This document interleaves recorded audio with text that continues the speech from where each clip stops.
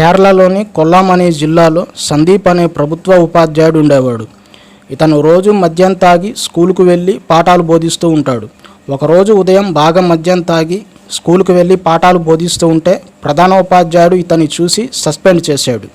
Suspend అయిన దగ్గర నుంచి అతను ఇంటి దగ్గరే ఉండేవాడు. ఒకరోజు చుట్టుపక్కల వాళ్ళతో గొడవలు పెట్టుకొని బాగా దెబ్బలు తిన్నాడు. పోలీసులు అక్కడికి చేరుకొని ఇతన్ని ప్రభుత్వ ఆసుపత్రికి తీసుకెళ్లారు.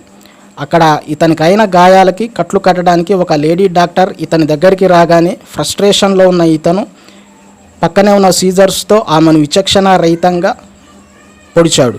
ఆమె సంఘటనా స్థలంలోనే మృతి చెందింది. ఇతనికి ఉరిశిక్ష విధించాలని పలువురు ఆందోళన వ్యక్తం చేస్తున్నారు. ఇలాంటి వీడియోలు చూడడానికి ఛానల్ని సబ్స్క్రైబ్ చేసుకోండి.